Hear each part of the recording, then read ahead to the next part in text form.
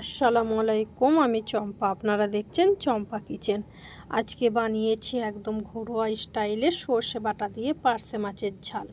সর্ষের ঝাঁঝ আর মাছের স্বাদ মিলে এই রেসিপি হয়ে ওঠে ভাতের সাথে দারুণ এক কম্বিনেশন।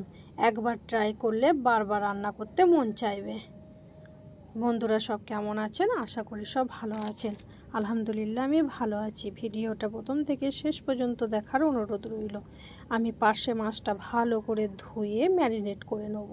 নুন আর হলুদ দিয়ে আমি হাতে করে মাখিয়ে ম্যারিনেট করে একটা জায়গার মধ্যে রেখে দিলাম। এরপরে চাপিয়ে দিলাম আমি কড়াইয়ের মধ্যে দিয়ে দিলাম পরিমাণ মতন সর্ষে তেল। তেলটা যখন গরম হয়ে গেল, একটা একটা করে মাছগুলো আমি তেলের মধ্যে ভেজে নেব। এইভাবে উল্টিয়ে পাল্টিয়ে আমি লাল করে ভেজে নিলাম। মাছটা আমি খুব লাল করে ভাজিনি, হালকা হালকা ভেজে একটা জায়গার মধ্যে আমি তুলে রেখে দিলাম। এরপরে ওই তেলের মধ্যেই দিয়ে দিলাম আর একটু তেল, ফোড়নে দিয়ে দিলাম অল্প একটু কালো জিরে, আর দিয়ে দিলাম হলুদ গুঁড়ো, লঙ্কা গুঁড়ো, নিয়ে মশলাটা তেলের মধ্যে ভালোভাবে কষিয়ে নিলাম।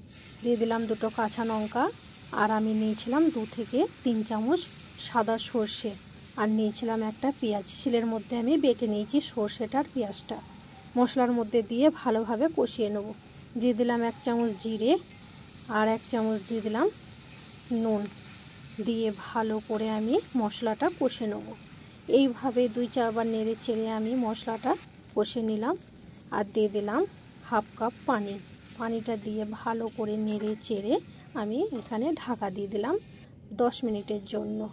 10 মিনিট পর যখন আমি ফিরে এলাম, দেখলাম আমার মশলার গন্ধও চলে গেছে আর মশলার থেকে তেলও ছেড়ে দিয়েছে। আবারও 2-4 বার নেড়ে চেড়ে নিলাম। দিয়ে দিলাম এখানে আবারও 1 কাপ পানি। উপর থেকে দিয়ে দিলাম ওই পার্শে মাছটা ভেজে রেখেছিলাম, ভাজা মাছটা ঝোলের মধ্যে দিয়ে দিলাম। আর দিয়ে দিলাম কাঁচা লঙ্কা চিড়ে, আর দিয়ে দিলাম কুচানো ধনেপাতা।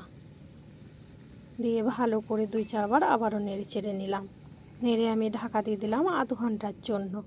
আধ ঘন্টা পর যখন আমি ফিরে এলাম, দেখলাম আমার মাছটা রান্না হয়ে গেছে। দিদি ভাইরা, আমি আপনার রেসিপি দেখার পর কমেন্ট করছি, কিন্তু কমেন্টটা দেখাচ্ছে না। জানি না কেন এটা হচ্ছে। রাত 9টার পর দেখাচ্ছে।